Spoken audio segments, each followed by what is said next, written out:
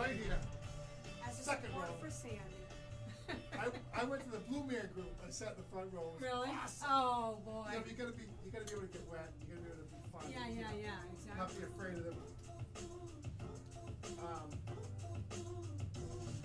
So you should Because Gene takes a pill like every hour. He's got the yeah, I'm telling you right now, I can get you Chris, I'll take your name before. I'll give you some phone numbers. They went to New York for the surgery, and then every so often, however long it was, 8 months, a year, whatever it was, he went to New York for a tune-up, a tweaking of the pacemaker thing. He did one. He went back to, he was a dentist, went back to work. Patients, this is all for 15 years.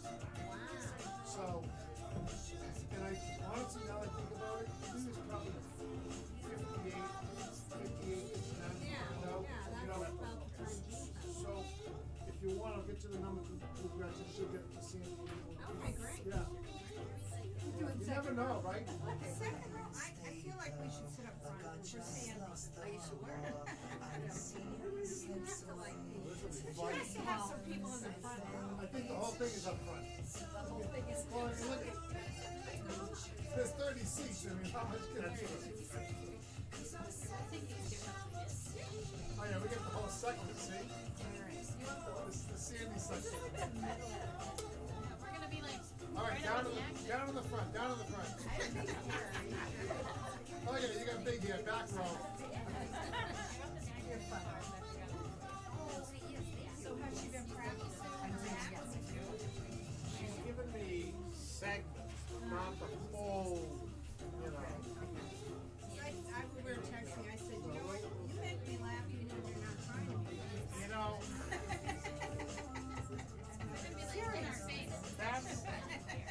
that's my failing. It's like my failing. Yeah. I like to have a good time when I'm not on the clock. Sure. But I realize I'm successful. I can only present that kind of like postal snob. But you know, you gotta do it here because not everybody. You're not one. You know, it's just like what I'm not doing. You know, I like that. And actually, but it takes some people back because at work I Every Saturday, it's so benefits and what I say, we never really because I tell people, I know the difference. When I'm performing, I'm focused on what I'm doing, and when I'm not, I chill out. It's not good. No, you should. I mean, the practice I have is a lot. The clients are a lot looser. You don't stand on ceremony with a bunch of clients. Yeah, they kind of have more of a sense. Yeah, that's true.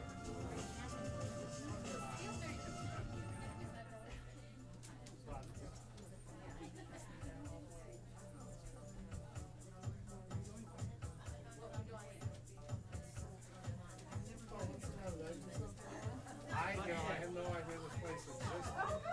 Because I live here. I would see it now because I was listening to it. I'm here.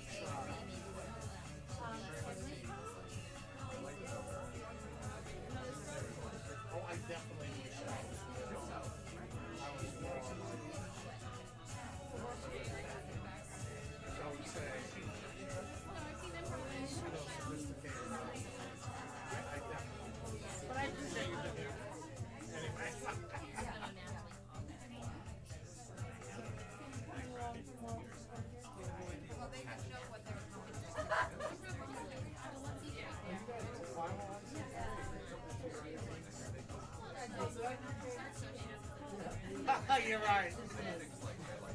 No, because the $5.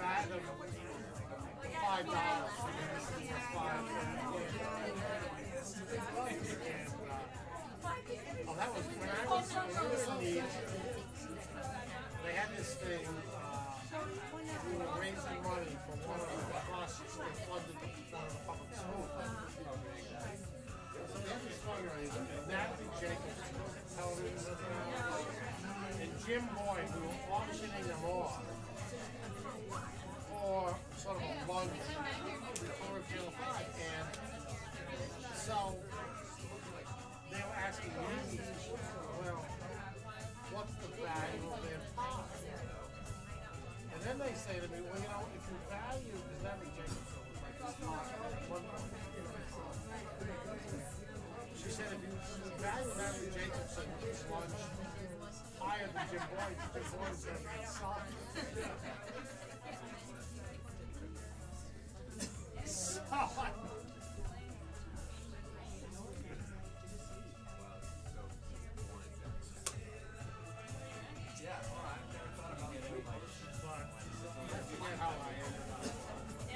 I think I ended up saying, let's do $1 amount that's reasonable for bulk.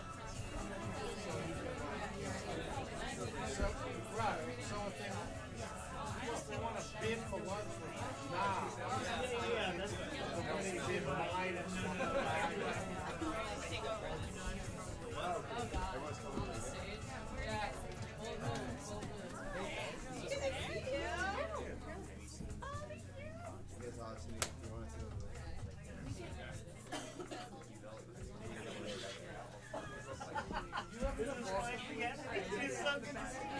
I feel like I've already met you. It's so good to meet you. How you doing? Good.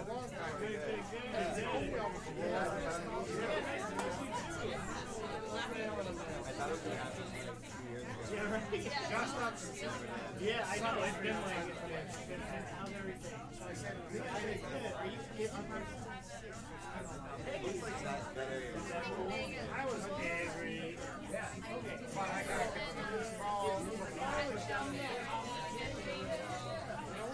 no, not at all. It was a warrant.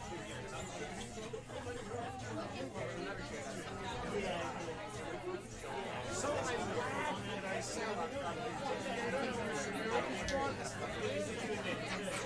then she and something made sense. This was something. Essex Street there, the summer. The prostitutes that came to the drug dealers when they would go to their motels would drive Essex Street to get because there was a 93. And it suddenly made sense to me. She wasn't mad. She admitted to it. I said to her, oh, you can take my walk next month. It's like the funniest experience because for some reason she basically admitted she's a female. Doesn't do it. Oh, it's what I thought it was hysterical. Ow! But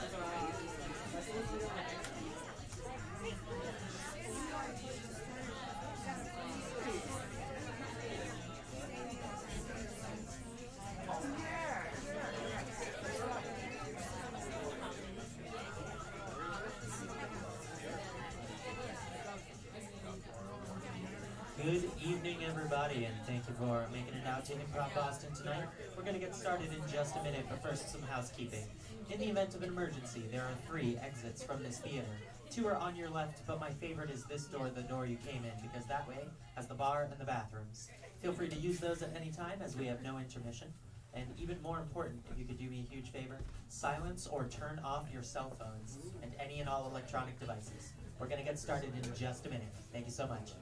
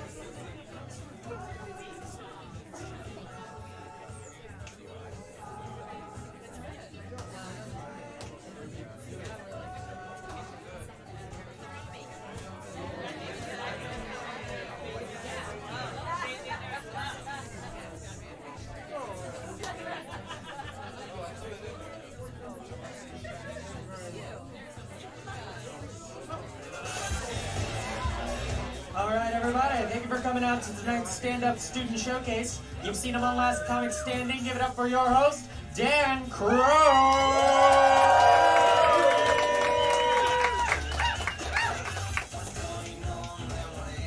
right, thanks. It's a dream come true. Give it up for yourselves coming out to a stand-up show here. Give it up. That means, when I say give it up, it means clap a lot. And let's do a big thing here. You come on in, show's just started. We got a couple seats in the back. I can see some phones out. Make sure you guys put those away.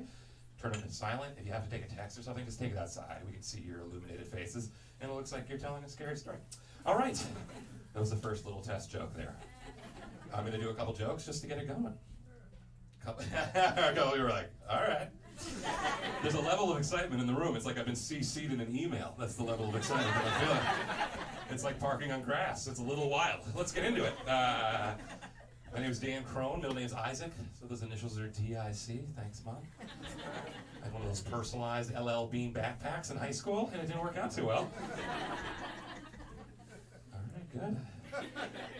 I grew up in Brookline. I live in Somerville. It's a lateral move. You're supposed to laugh at that. That's okay. I was an awkward kid in high school. I don't know. I had a learning disability. They give you testing accommodations, extra time on the test. Yeah, that's great. There's nothing worse than not knowing the answer for extra time. Teachers always said I had my head in the clouds. Little did they know that's where we'd be storing all our information. Who got it really quickly? Cambridge. A couple of people I had to explain it. Okay. All right. I just turned 41. This joke's a year old. Just want to get a point too, like I'm not getting emoji text anymore. Is that going to be the rest of my life? I think that's sad. Here's the one I hate the most, this one. Sorry I hooked up with your best friend. Sorry you broke both of your arms. Mine are just fine. I don't want to see your hospital selfies anymore. Do you guys know what I'm talking about? Hospital bed selfies. How sick can you possibly be if you're like... Not this.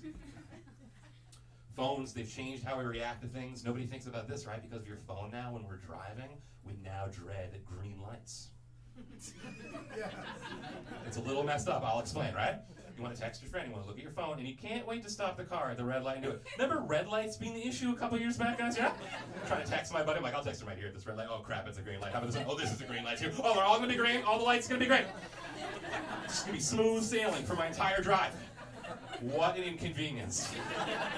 I'm trying to text my friend that I'm running late to his house, and I just got to where I was going quicker because of all the green lights. All right, you got it. I just took Spirit Airlines. Anybody ever taken this shit show? Oh my God. Imagine if your foot was a plane.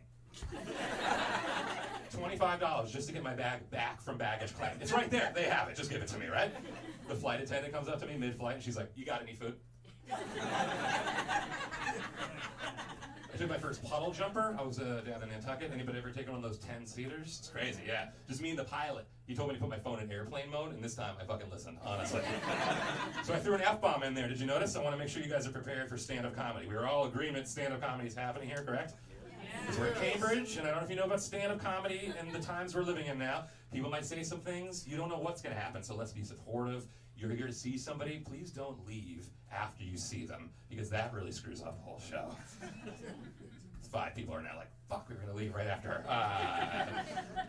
And no heckling. If you're going to heckle, just heckle me. I'm the host. They're paying me, so it's okay. I've heard every heckle, ever. I got this one time. I was telling jokes, and this guy yells out, "You're better than this." That'll keep you up all night, folks. I mean, does anybody have a real job? Like what I do is foolish. Like a job like where you have 2 computer screens on your desk at the same time. Does anybody have that job? Oh my God. Is that if like one computer breaks? You're like, don't worry, I've got another one. For me, it's like porn on one side, Googling porn. Like that's the only way it would work. 40% on the porn joke. I'm trying to feel you guys out. I just don't relate to how people make a living or like why you deserve the money you make at the position that you have. I just don't get that anymore. And I know it makes me sound like an idiot. It's true. Like I've just been a comedian forever. I'm not bragging. It's my ignorance. Like I just don't get it. You show up for work, couple meetings, fill out a spreadsheet, couple phone calls, $75,000 a year makes 0 sense to me. In my job, I tell jokes for 10 minutes. I get half off chicken fingers. Like that's something I can do. I do have a system. I'm like pretty OCD about comedy in my day. Like I do take it pretty seriously. Like I'm always like doing certain things at certain times. Like I'm always meditating 10:40 to 11, exercising 11 to 12, 12 I'm eating lunch, 1 to 3 I'm writing, and then the rest of the day I play video games. And they're into it too. All right, you're gonna hear a lot of improv screaming in the back. So make sure to focus your energy up here and on the stand-ups. What else can I tell you about me before we get this going? Yeah, I live in Somerville, pretty close, behind a Dunkin' Donuts. I'm not bragging. So the rats in my neighborhood have a little bit of an attitude problem. You've seen these city rats, right? They're so big, they're not even afraid of us anymore. I'm like, is that a rat or a long-lost college friend of mine? Like, I don't know. Coming home late the other night, almost like I disrupted these two rats' conversation midway, where they were like, I know the garbage is really good.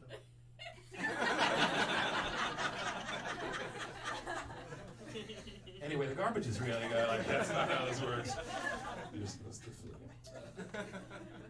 So yeah, OCD, I mentioned it. I don't agree with the disorder part, though, folks. It's all order.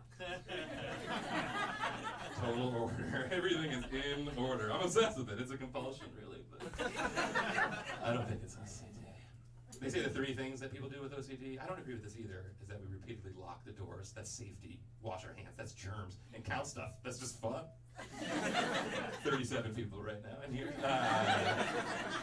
I do weird things. Before I leave the house, I have to touch myself. And, better I do it indoors. Cool. I'm sort of in between girlfriends right now. That's assuming I'm going to get another girlfriend. That's you assuming that I've previously had a girlfriend. Relationships are hard. I just want to hold her hand while I cross the street and check my phone and use her like a seeing eye dog. Does anybody know what I'm talking about? It's tough out there, man. Being over 40 in the dating apps, oh, it's terrible. Like, I overthink it. I see this chick, she's riding a camel. I'm like, maybe I can't provide the camel riding lifestyle that this girl's accustomed to. And I misread everything. I saw this the other day on OkCupid. It says has kids / doesn't want kids. Do your kids know about that? I get it. It means you don't want any more kids. Mine has drugs, doesn't do drugs. I'm a drug dealer. This woman came up to me the other night. She was like, oh, I'm sorry. I thought you were a friend of mine. And I was like, that's the nicest thing anybody's ever said to me. I'm trying to be friends with my ex. Has that ever worked out? Yeah, here's how much energy I want to give it. Ever get a Rubik's Cube, you finish one side of it, and then you look at the rest of it, and you're like, fuck this. She's still using my parents' HBO account on her iPad. Yeah.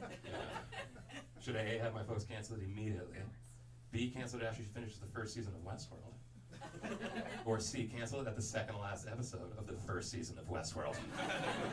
What do you think, folks? I like you screaming at C because I got a thing for Spanish chicks. But anyway, a long way to go for that, but that's okay. I try to write every day, but this just doesn't work. Okay. All right, I'm sweating too now. I sweat when I'm bored. No, I sweat when I read chapter books. Those things are hard. No pictures, no problems. I'm guessing there's no Notorious B.I.G. fans here. Okay. All right, I'll leave you guys with this, and we'll get this thing started. We know we're from Boston when we were voted worst traffic, and we're like, good. I love that, like, small talk in New England, right? If you ever want to get out of a conversation here, if you don't approve what somebody's talking about, you just say this. There you go.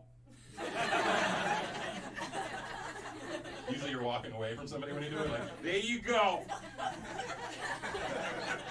My buddy's like, yeah, my mother, she couldn't find a phone in bed. It turned out it was just stuck to her back. There you go. I make small talk with the cashiers at my Stop and Shop because I don't know what to talk to them about. 3 times I've said, hey, no more plastic bags, huh? You guys know they get rid of all the plastic bags for the environment? Like, that's gonna fucking save us? It's over, folks. Let's get rid of it. They want us to buy those recycled used bags that I'm supposed to bring back into the store like I'm some kind of loser? Does anybody feel good about these bags? Women, you have no problem bringing these bags in. I don't know why, as a guy, I feel weird about it. Like, these are my bags, my empty bags. Supposed to fill up those bags with produce like I'm some kind of fleeing refugee? Like, I don't want to be involved in that, okay? I'm talking to the cashier. I'm like, those paper bags are terrible. They rip whenever I bring them in my car. They're awful. You know what? I'll spring the extra $1 for the recycle bags. They're great. They get the handle. It makes it so much easier. And she was like, there you go. Give yourselves a round of applause. We got a great show. Thank you guys for being here. The students at work. all semester. It's the first time I've ever said that on stage. On their sets, refine them, and they're here to go. Before we bring them all up, we're going to have a special guest to do our first spot. They call it the Bullet. The Bullet is the first spot of the show. Why do they call it the Bullet? Because they think it's tough. It's not. It's great. It makes great comics. And lucky to have a special guest coming up. You can see her tomorrow in Canton, in Connecticut, and at the City Steam in June. She's hilarious. Guys, a huge round of applause for Kendra Landsberg, everybody.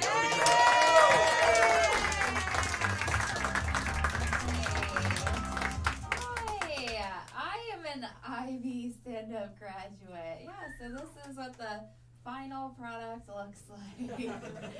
If you guys don't like me, just know that Dan Crone was not my teacher. Dana J. Bine was, so we're all clear. So at the end, if you want to say fuck that guy, that's cool. Hi, yeah, good to be here. I am one of 6 children. I have a lot of siblings. Does anyone else here have a mom with a latex allergy? No? Okay, no, I'm just kidding. That's just a joke that my mom used to tell my dad for like so many years. The joke's on her torn vagina, right? And then full circle, it seems like it's a joke again on my dad. So there's that in my family. I am the third of the 6 children, which is really a really tough spot to be in. I hated my life growing up. But look at me now, right? Look at me. I'm up here, up here living my childhood dream. Thank you. Not of being a stand-up comedian, but just being the center of attention. Thank you so much for listening to me. This feels nice. I give my only children throw a fit when they have a new sibling. The attention needs to be mine. My mom got her tube side after having my baby brother, after having that 6th child, and we were all very shocked that she waited so long, especially because my 2 younger sisters, they were actually born with this enlarged cunty personality. So we're like, why did you go on after that? Didn't you think the last one would be a serial killer? I don't know. Do you guys have sisters like that? They're just born being like, I don't even know what they say. It's just constant whining. And they have not gotten better. They've just gotten worse with age. They're kind of like a cheap wine. It's bad. My little sister, my youngest sister, she's like a rosé. She looks real sweet, but she has made so many women cry. And then the other little sister, she's more like a box of wine. She lives in a trailer. So it's fine. Don't feel bad. Sometimes people when I say my sister lives in a trailer, she's not homeless. She has a roof over her head. I mean, maybe not after that storm yesterday, but she did have a roof over her head. My mom's currently in our Florida trailer. We're nice. We're trashy. Okay, so I'm trashy. You guys get that? You're like, I think she just said she's poor. Yeah. All my siblings look like my mom. They all look like my mom. I don't. I have one thing in common with my mom. We both have 3 nipples. Do you know how weird it is to only look like your mom when you're cold? Or topless? It's fucking weird. It is. My siblings always get told, oh, I love your eyes. You have your mom's green eyes. And I'm left out. I'm like, well, I have her triple nipple. We don't care. That's another rare physical trait, but you're fucking weird. Yeah, I don't know. I do get really self-conscious about it. People are always suggesting I get it removed, but they don't know me. I would never do such a thing because of my student loans. So it's just there forever. Do you guys ever look down at your chest and regret your masters? I do. Yeah. My siblings and I, we fight all the time. We do over dumb things. And here's something. We cannot watch the game show The Family Feud together because it's real tense. Because you can only go on with a team of 5. So technically, one of us can't go on. So we're always throwing out reasons why we deserve to go on. We're like, I'm the clever one, I'm the funny one, I'm the pretty one, and it's just really exhausting talking about myself. And my brother though, his reason on why he thinks he should go on is because he's the smart one. He went to Ivy League school, and he tells us that the rest of us are dumb for either not going to college or for going to state school. And we're always like, okay, TJ, but you don't have any friends, so could you tell us what 100 people say in a survey? If they never say anything to you at all. We're like, survey says no. Take your Ivy League ass over to Jeopardy, you nerd. Need you. He went to Cornell, to be honest, so it's barely an Ivy League. There's definitely someone who went to fucking Harvard in here. It's like, you're right, it's barely an Ivy League. Yeah, I watch a lot of romantic comedies. I want to write a romantic comedy one day. Like, that's my newest dream. Because I notice they reuse a lot of the same storylines in romantic comedy. Like, I always see this one where, like, the man in the movie will go up behind the woman in the movie and, like, teach her how to do something correctly, you know? And they, like, have a moment where they almost kiss, but they stop because she's like, oh, I got butterflies. And he's like, oh, I just got a boner. And then, I don't know. You know what I mean? Like, he'll go up behind her and be like, oh, this is how you use a hammer. Or, like, this is how you play pool. Or something else that only men supposedly know how to do.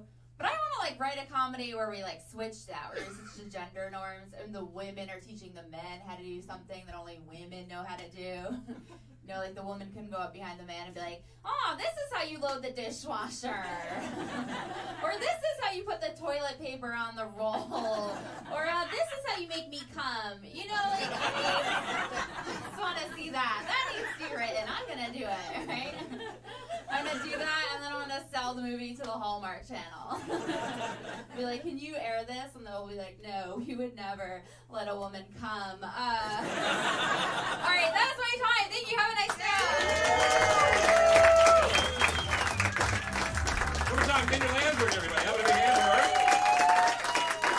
And we're going to get this going with our first, I was going to say contestant, but no, he's a student. He's a comedian, Gerby Legere, everybody. Have a big hand for Gerby.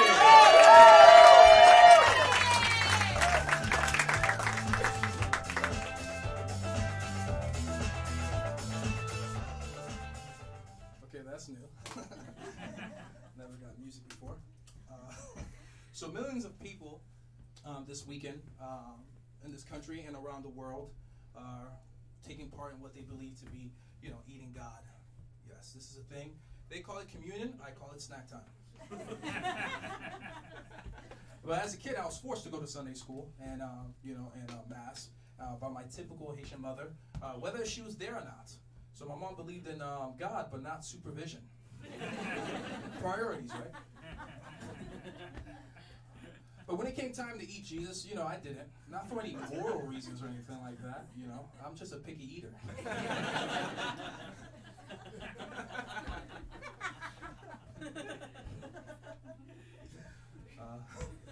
Sorry.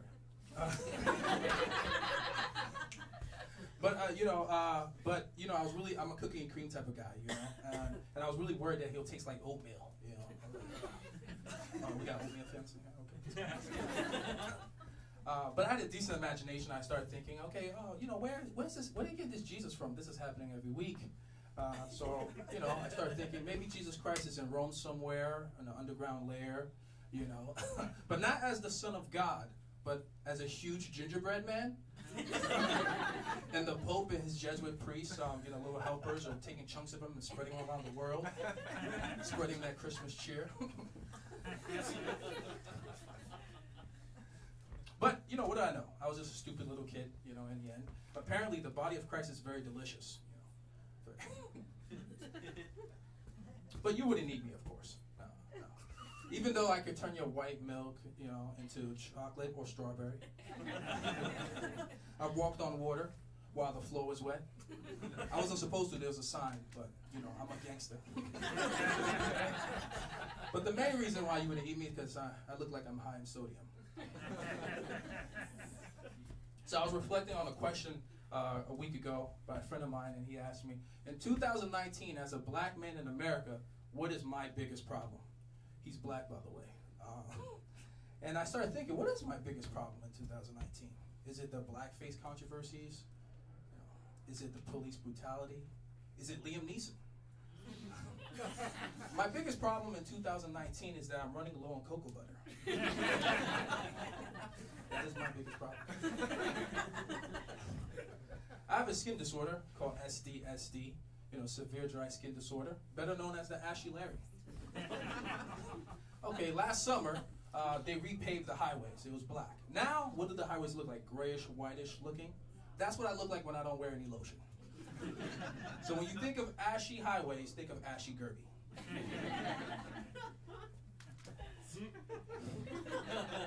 Because of this, I bathe twice a day. I bathe, and then I bathe in baby oil. That's right. If you ever wonder why certain black people look so shiny, so glow, that's the reason why. But really, it's hard. It takes a lot of work and oil to look this average. So last summer, I was with a couple of friends. We had a cookout, and during the cookout, my friend, he was the one that was cooking the meat. He just whipped out his dick, just whipped it out. Like the Verizon man that used to whip out his phone. Can you hear me now? Now he whips it out for Sprint. Can you see it now? But I got really upset. I was like, whoa, whoa, whoa, what are you doing, man? This is not cool. And later I was thinking about why I was so upset. And I realized it was because I was jealous. Turns out he's a shower. And unfortunately, I'm a grower. But last summer, also, there was a movie called Infinity War. And at the end, Thor shows up and he throws his new hammer into Thanos' chest before he does his famous snap. Spoiler alert, that was not actually Groot. That was actually my friend's dick. Yeah, what a show off, right? I wasn't able to Hulk out, but what I do, I Hulk smash your cervix. Yeah, that was true. Yes. Well, that's my time. Thank you very much.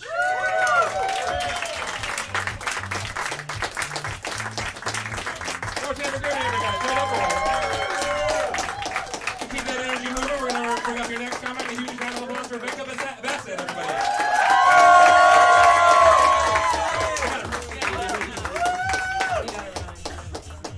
What's up, guys? My name is Becca, and my brother's name rhymes with dickhead. Just the first half. His name is Nick, but growing up, he was a total dickhead. Unfortunately, maybe fortunately, he also happened to be a fairly talented child magician. So my childhood was this strange mix of acute terror and magic. So at first he was really into card tricks. He would spend hours shuffling and practicing his lifts and his palms, and then his favorite trick of all, which was when he would beautifully fan out the deck and then one by one throw the cards as fast and as hard as he could at my face. And I was a pretty easy target, I would say. I was a very chubby 8-year-old. You could usually find me in corners holding my guinea pig Carl. I tried to protect both my eyes and Carl's. It's kind of hard, so R.I.P. Karl Marx. Then he got into bigger, more elaborate tricks. For a while, he was working on a trick where he had to escape from a child-sized regulation straitjacket, which is a scary thing. Yeah, we had several. And that was a period of my life that was marked by brief periods of tranquility when he was in the straitjacket. I was holding the timer, smiling. And then longer, desperate periods of chafing. I was in the straitjacket. Didn't really have the physique to get out of it. Then he moved on to these kind of more feats of strength tricks, kind of like Houdini-esque shit. And so car rides turned into tickle torture sessions where I got to hold out my arm, and then he would tickle me, and if I laughed, he got to hit me as hard as he could. Which I think now has nothing to do with magic. Just being a dick. Thanks, Nick. And I like to think that my parents were trying, maybe they just have the right technique or something to fix it. So before I was born, my parents were in Berkeley. My mom was organizing feminist writers workshops and braiding her armpit hair. My dad, for their first date, cooked her a 14-course meal entirely out of tofu. So if you're wondering where my brother's like penchant for creative torture came from, yeah, my mom saw no red flags and married him, and 5 years later had spawned 2 demon children who hated each other. And you know, I think like understandably turned to like a classic hippie coping mechanism: talk therapy. So we every Sunday night would gather in the living room, like a bit like this, less laughter, and share our compliments and our complaints about each other. And I like got my hands on some of these records because my mom took notes. And yeah, the first page read, "Becca complains that there's too much hitting in the house, but she doesn't think Nick should be punished." Which, like, I don't know what the clinical definition of Stockholm Syndrome is, but I was fairly close to that. The next line was like, "Becca compliments Dad for cooking breakfast again, but complains that maple syrup and tofu do not go well together." Yeah, didn't catch on. But that was not actually the only hippie parenting strategy up my parents' sleeve. My parents were also very anti-TV. Yeah, so growing up, I got to watch 30 minutes of television a week. Yeah, now you're horrified. Yeah, that's like legit, like I couldn't even finish a whole show. You know what I mean? Like I never found out who won The Price is Right. Like I didn't know what the Showcase Showdown was. People were like, "Oh, like, did you see what was on 60 Minutes?" And I was like, "That's logistically impossible." 48 hours? No fucking way. So like I was strategic, I was, you know, smart. And so I like for a while like would spread my 30 minutes out across the week. So I'd watch the first 10 minutes of 3 different shows. And that was not a good strategy. Because I only learned jingles and the names of every daytime executive producer. Then I think I stumbled on my best strategy to date, which was watching the first 30 minutes of Law and Order every week. Yeah. And that was like awesome, love SVU, but I think frankly this like draconian TV policy like backfired on my parents because I developed a very limited understanding of the criminal justice system. Yeah, I literally thought justice was served like this. So in the middle of the night, someone is gruesomely murdered. Daylight comes. Just random passerby happens upon the mangled body and a song plays. Dun, dun, dun, dun, dun, dun, dun, dun, dun, dun. 2 detectives arrive on the scene and somewhat like nonchalantly and circuitously interview all of the witnesses until they find the person who lied. End of show. Boom, jail. Yeah, I literally didn't know the court system existed until I was pulled over for egregiously speeding, and the cop was like, "If you don't come to court and pay this, like you are going to jail." And I was like, No. First of all, no one's been murdered. I have not lied, and the song is not playing. So, thank you guys.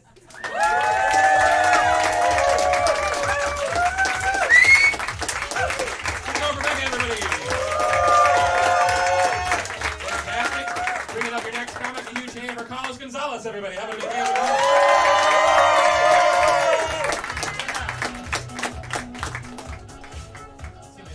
Once. I need to know where my people is at all times. It's a beer, sir. Don't worry about it. So I'm undocumented. I'm also Catholic, and as you can hear, my English is barely understandable. Do you think people think that I'm white or just Irish? You know, so I have many characteristics that are not really, that defy the conception that we have of undocumented immigrants in the U.S. Before coming to Boston, I lived in Texas. That's not a joke. So like now I'll do or say shit that is really not associated with undocumented immigrants in the U.S. So I'll say shit like y'all all the time, bless your heart, or hook up with Republicans. I was recently reading that Republicans are now complaining that Democrats don't want to date them anymore. Do you think that when I hook up with Republicans, I'm taking a Democrat's job, or just doing the job they don't want to do? It's not like they were doing good rim jobs anyway.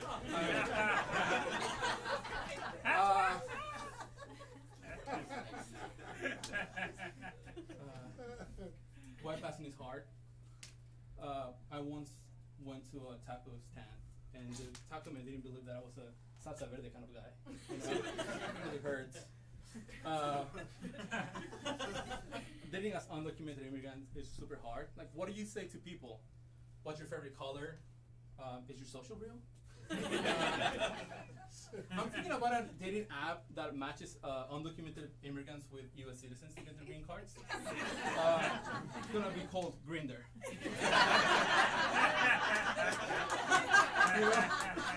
Leaving humor aside, I want to talk to you about something really important tonight, and it's undocumented immigration.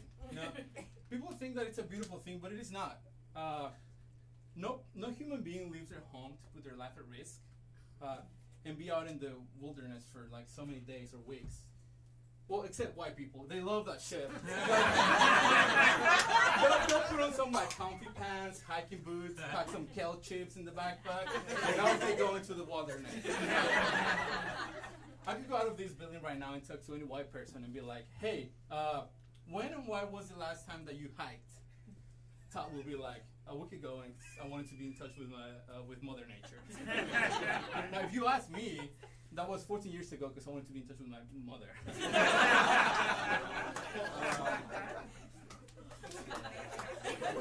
I think I have the perfect way to get Americans to support immigration. What if you saw someone from CNN at the border?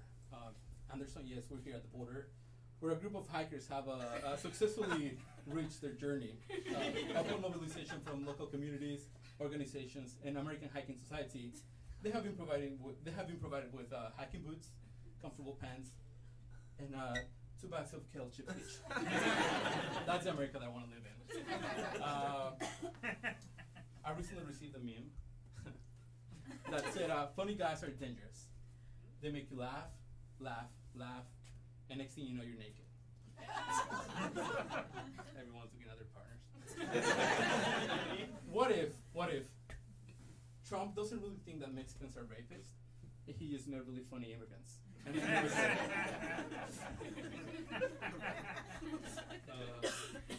but you know, I promised myself and my immigration attorney that I wouldn't talk about Trump. But here we are. Does he really think that a wall would stop immigration overall and Mexicans in specific? I mean, we're the people who went up to a tree, grabbed a jalapeno, ate it, started to sweat, to bleed. Started to sweat, to cry. Then went to the restroom, started to bleed. Eventually developed some national emergency of hemorrhoids. And then someone went up to hey Juan, you know what's a good idea? What? Let's make it into liquid so we can drink it faster. Things have changed. Things have changed since Trump got into presidency. Now I get emails, text messages, and calls from U.S. citizens asking me if I want to marry for papers. I don't think they're ready for the Mexican citizenship yet. I was Carlos Aguilar. Thank you very much.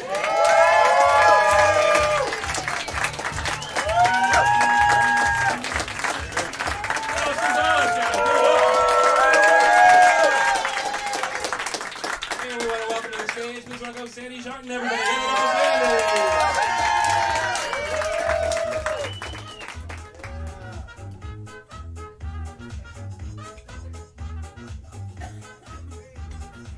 Hi, so my name is Sandy, and I must tell you, the only reason I'm up on the stage tonight is because my family got me these intro to comedy classes as a holiday gift. A friggin' weeks or as a semester's damn classes, homework assignments, and then a friggin' final exam. Thanks a lot, family. Great gift. So my family, let me tell you, I've been married for 39 years and counting, to Tom Collins. And no, I am not married to an alcoholic drink. That's really his name. We have 3 children, and no, we didn't name whiskey sour, sex on the beach, and Jack Daniels. They are named Samantha, Nicole, and Greg the Republican.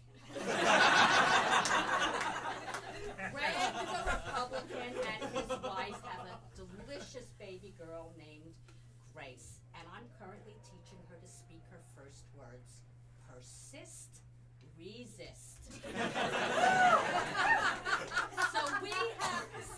celebrated both Christmas and Hanukkah over many years, and I've learned a few lessons. First, after teaching or trying to teach our children the meaningful aspects of the holidays, I realized what's most significant to them. It's the gifts. Nothing but the gifts. Okay. The second thing I realized after all these years is that each year we ended up getting way more gifts for two of the kids than the third child. And for some reason, the child that ended up getting screwed most years was Greg. Totally unintentional. It wasn't like he was a Republican at the age of 7, right? So every Christmas morning, I still remember, it would dawn bright and early. I'd run downstairs, tiptoe, just to see what Santa's brought everybody, kind of count the gifts, and then in an utter panic, I'd run upstairs, shake my husband, say, Tom Collins, get up. You gotta go to CVS before the kids awake. We got 2 gifts for Greg and 20 for Samantha and Nicole. So, as a result, after all these years, I can report that Greg has a beautiful assortment of CVS toothbrushes. I, meantime, spend my time mournfully Googling, is there a causal connection between too many toothbrushes and becoming a Republican? And also think, Greg, couldn't you have rebelled like your friends? Couldn't you have tried sex or drugs or alcohol? Instead, you rebelled by becoming a Republican? Crazy. So after all this time, I also realized there's one person who's not going to get shorted on gifts. That is me. Woo! Right. Yes. And this really came home the year when I tried to subtly hint what I wanted for gifts. So I said I like classical music. So Samantha got me the classic hits of Barry Manilow. Great gift, Samantha. I said I valued education. So Nicole got me this friggin' shirt from Northwestern. I wear sometimes, so I'm wearing it tonight, even if you can't see it. And then I said I like to travel. So Tom Collins and Greg the Republican got me a Peter Pan bus ticket from Worcester to Hartford. So now I make lists. Greg lists, I kind of put a subliminal or somewhat subliminal message. Greg, repent, come home, you're forgiven, become a Democrat. For the list for Tom Collins, I had just one item. Nothing romantic. I wanted to see a fee-only financial planner. Not to date one or marry one. I just wanted to see if I could ever friggin' retire. Okay. So Christmas Day comes this past year. I open up my gift. Well, it wasn't really a gift. It was like an email. And it wasn't really an email to me. It was like to Greg, and he had crossed out to Mom/Sandy. And it was this friggin' comedy class, intro to stand-up comedy. So obviously something got lost. So I asked my family, okay, so tell me about my sense of humor. What's so funny about me? So no one says a word. There's like this utter silence. And finally, Greg the Republican opens his mouth and says, you talk weird and you make babies laugh. So I look at Grace, she's the only baby in the room, and she's like staring at me. She's not like giggling at all. The good news is I did hear her saying, persist, resist. Anyway, what I will tell you is, thanks again, family. I can't wait till next year's holidays. I've already gotten you couch potatoes your gift. I've enrolled all of you in an Ironman competition in beautiful downtown Cleveland, Ohio. And don't worry about the airfare. I hear the view from the Peter Pan bus is just incredible. Thank you, and good night.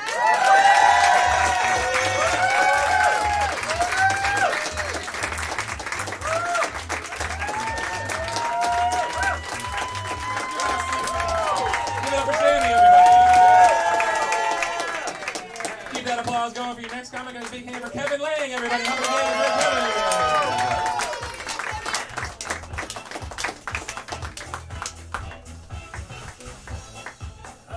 Put that in front of me.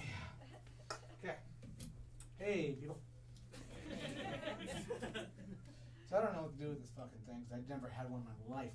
It's kind of like figuring out what a penis is like in 3rd grade. Anyways, I'm the guy who really didn't do his homework all week, and then does it really fucking quick right before he's supposed to hand it in. So this is my set. You guys get this shit going on. So I'm gonna tell you about my dating life, and you're just gonna have to laugh to it.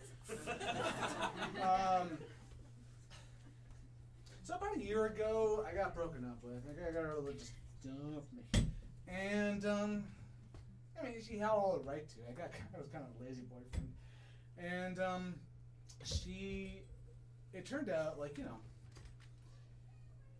dumped me hard, left me flop around on the ground and shit like that, like a fish does, and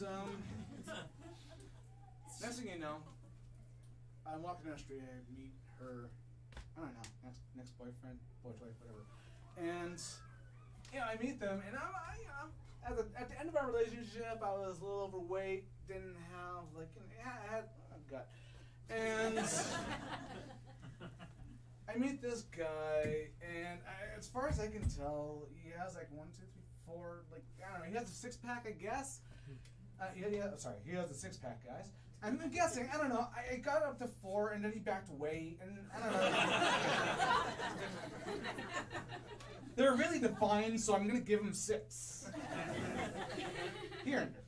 I don't know, they're deep. And the thing is, I'm doing this now, right? So, anyways, so a year passes, I decided to get back in shape, now I'm getting into like dating shape again. Because that's what you gotta do when you're single. And about a year, I don't know, a few weeks, doesn't really fucking matter. A little while ago, there was a guy, I saw this girl and guy, and I was like, oh, that's a cute couple, and I realized, oh, that's my ex-girlfriend. And I saw the guy, and it looks like a guy got my fucking XL wardrobe from last year, because that motherfucker gained weight too! She broke him too! She can't have anything nice! So,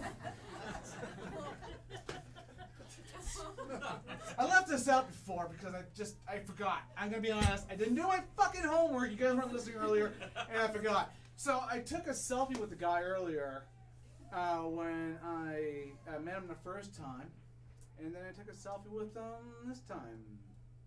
They're hanging above my bed, and I use them as a cautionary tale for any woman that dates me.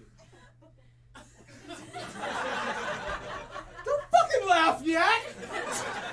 That's not the joke! No, okay. Any girl that dates me, it's a cautionary tale. What the cautionary tale actually is that if you break up with me a year from now, you're going to want to fuck me. Because I managed to actually lose all the weight. I don't know if y'all noticed, because y'all been staring at me for a while, but you realize I don't have a gut anymore, so fuck you. Anyway, I thought it stood up for itself, but y'all didn't notice anything. So, instead, I'm going to fucking talk about this shit instead. I think we should institute 2 new holidays at work.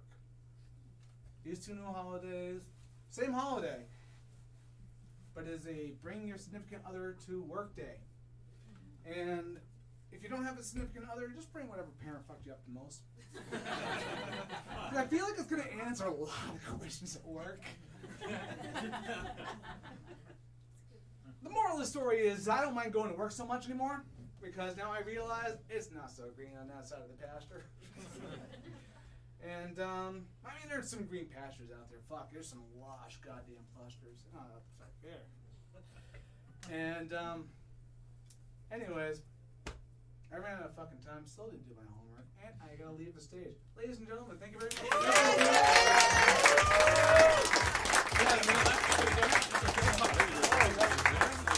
I was throwing no time in at all.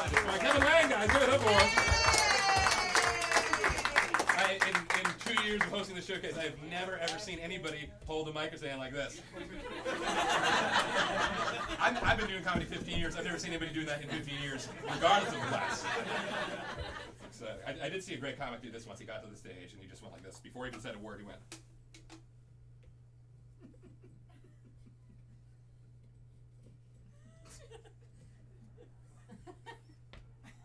How's everybody doing? got a couple more comics left. Can you guys do it? Yeah? Yeah! Give it a hand for B. Aldridge, everybody. How about you?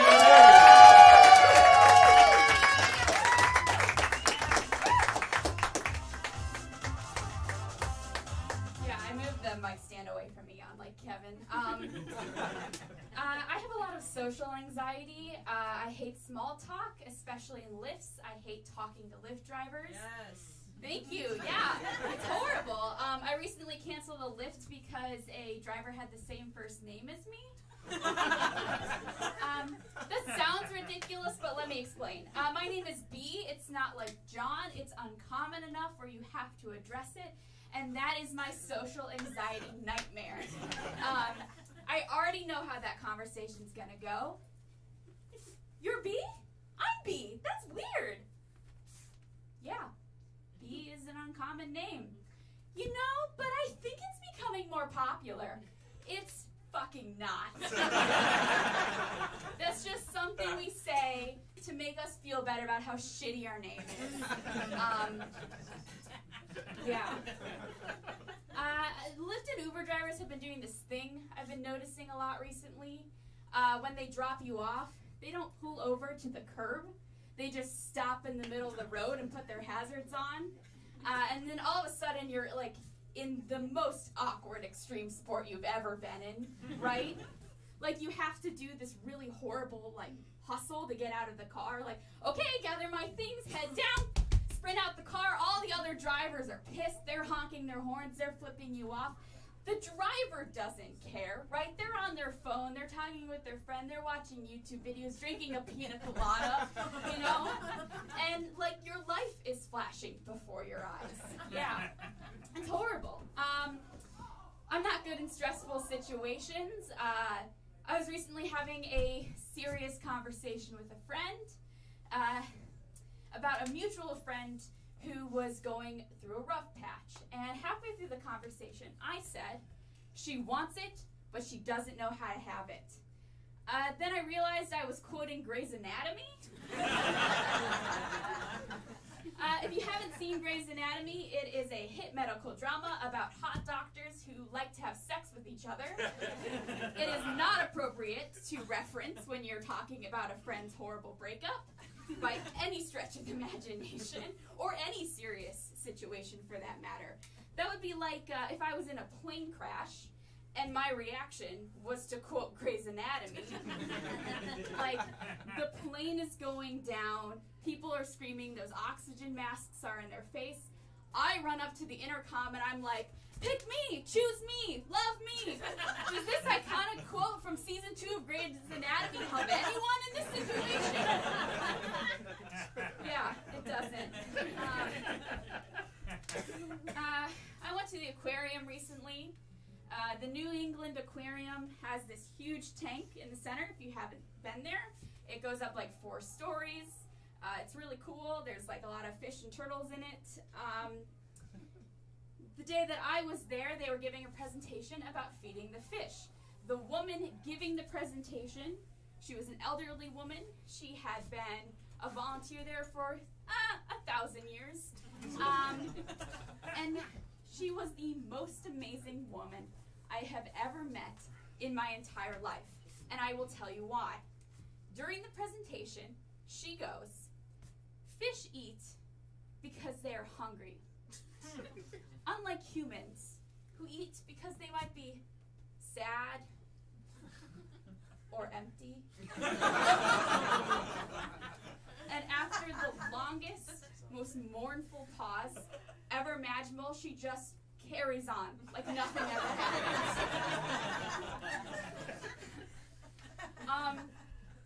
That was beautiful. It was amazing because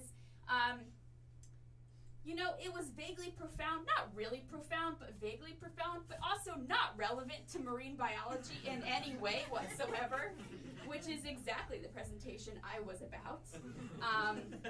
And there's just, you know, so much to unpack there. You know, who hurt this woman? Is she okay?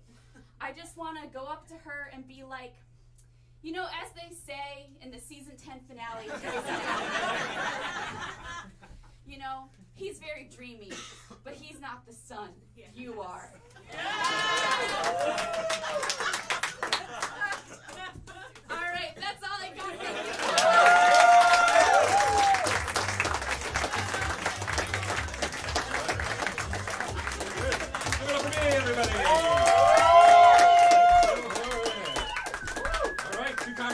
we doing? Jane, give it up for Jane Gui, everybody. How about it for Jane?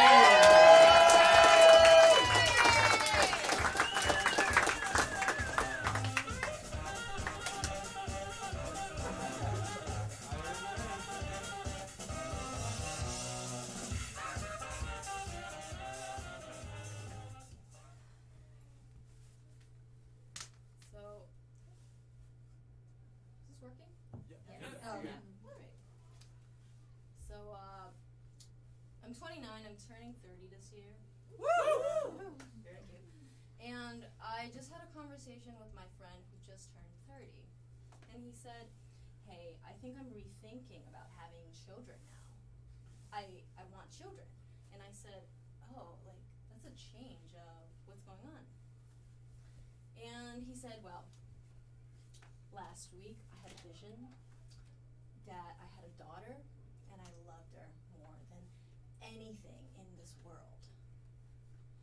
And I was shocked. I was like, wow, that's so profound. But 2 weeks ago when we were tripping on acid, you had a vision that you were a twig.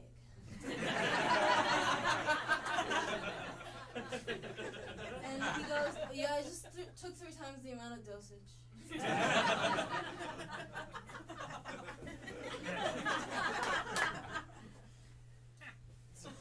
I was hanging around my friend Andy over dinner, and Andy whips out his phone and he says, hey Jane, I'm really concerned about my neighborhood of North Quincy. It's becoming the sex offender capital of Massachusetts. And I'm like, oh yeah, I did not know that. Thanks, Andy. And Andy says, look at this guy. He's a sex offender, and I delivered pizza to him when I was a Domino's pizza boy. And as he put his phone right up my face, and I'm looking at the North Quincy police station sex registry, I'm thinking, oh, wow, this is the greatest first date I've ever been on.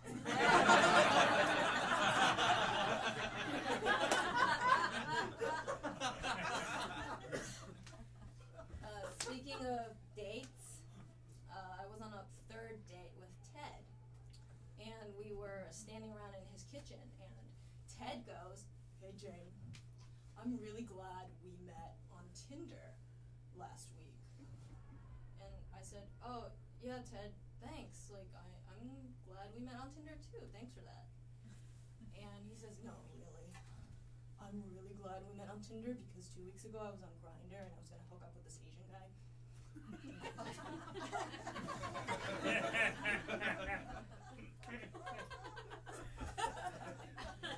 Okay, Ted. Well, I'm not really sure what to respond, but can I see a picture of the guy? You want to see a picture? Yeah. Well, sure. He's kind of an older guy. Yeah, let me just see the picture, Ted. So I look at his phone at this guy that Ted was about to hook up with 2 weeks ago, and that's how I realized my dad was gay.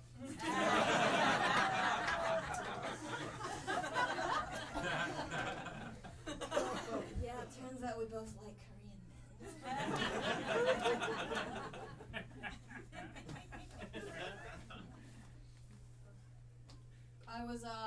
I was at the eye doctor the other day, and the eye doctor was from England. She said, Jane, your eyesight is so poor that what you can see from 20 meters away, a normal person can see from a football field away. And I said, oh my God. I don't think that's true, doctor. Because it's soccer field, not football field, and this is America.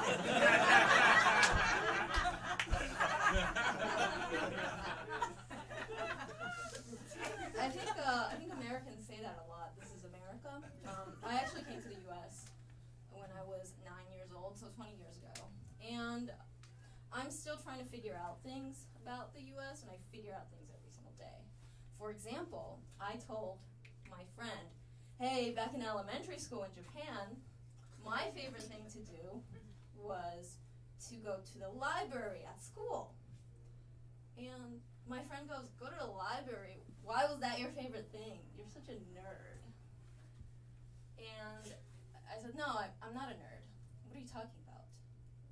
So after discussing this for a while, I realized that American children don't usually masturbate in their public libraries. Just found that out like a month ago.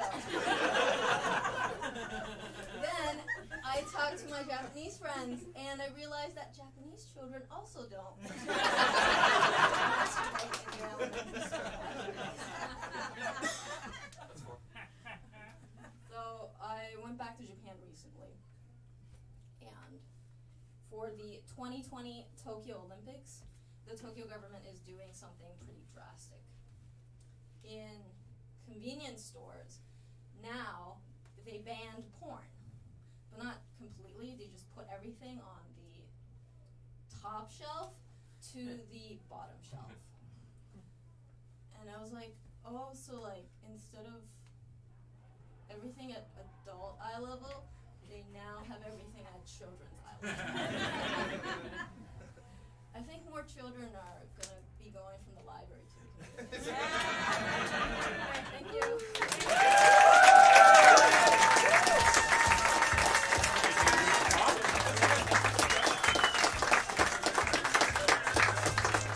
Give it go for Jane, everybody. Keep that energy moving. Next time, Jill, let me, everybody. Give it up for Jill.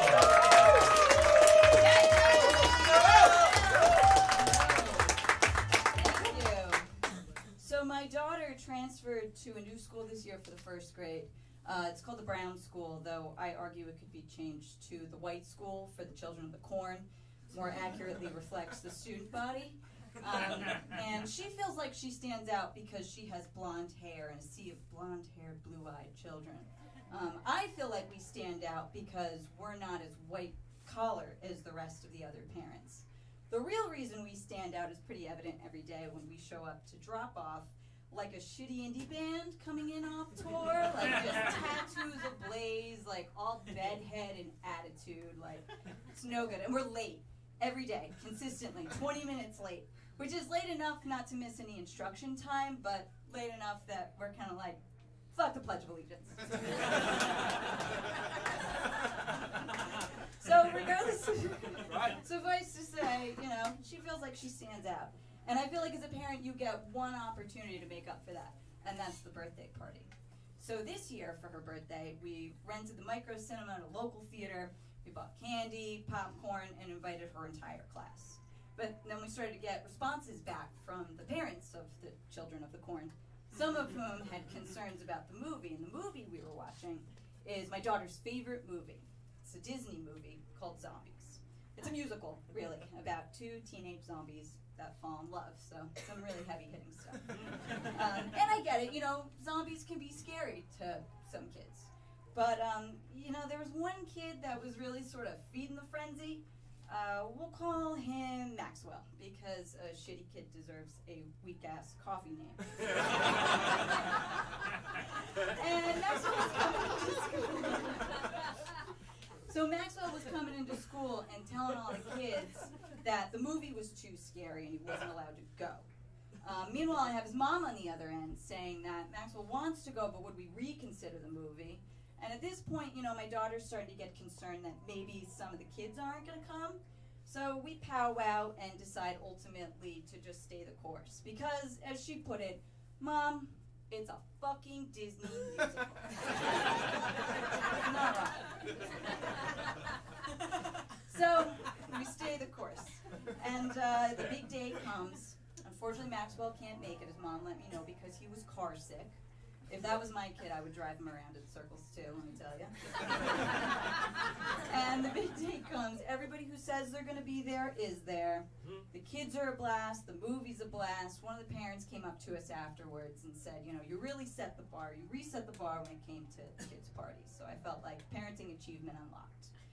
And the next day, when I go to pick up my daughter from school, she's really excited because Maxwell had given her a present.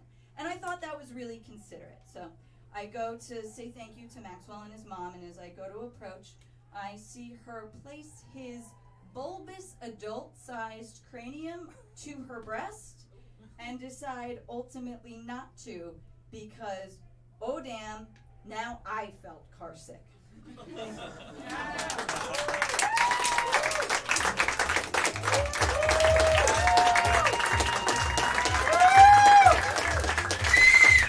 Alrighty, ready for your last comic? Huge round of applause for Jeremy Homedy, everybody. Have a hand for Jerry.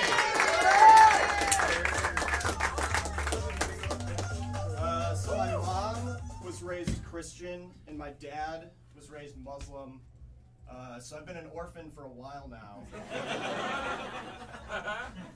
I started off. You got it. I started off in Sunday school and then I just stopped going. My dad didn't want anyone touching his kid. You know, he was selfish like that. I'm kidding. He died in the first joke. Remember, it's like you're not even listening to me.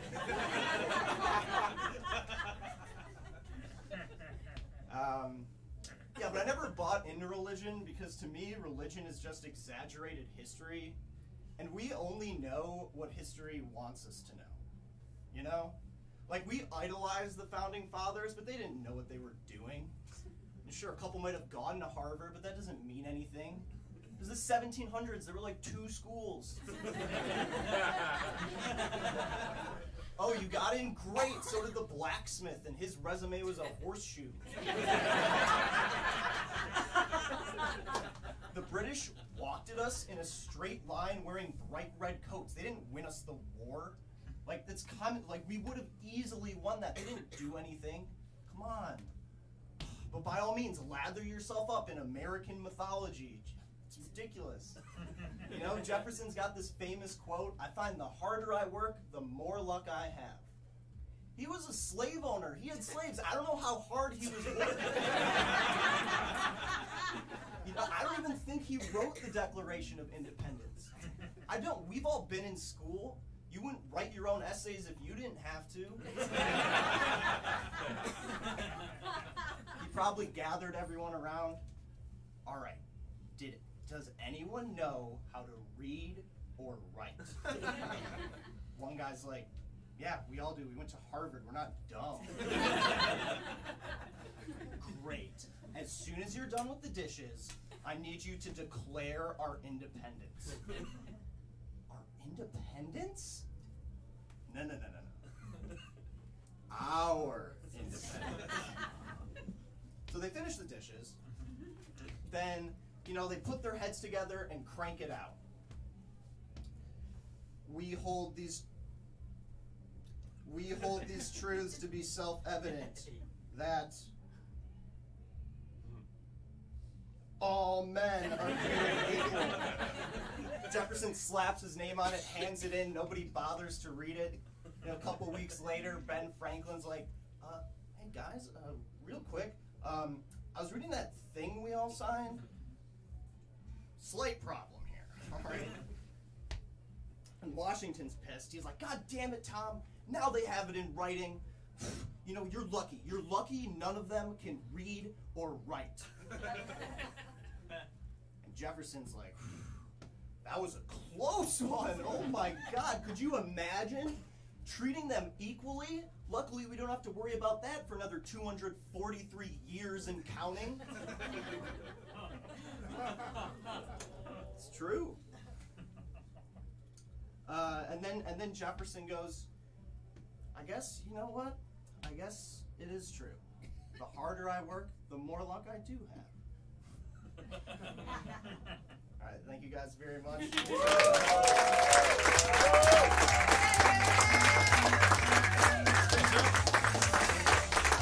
we go. Give it up, Gary.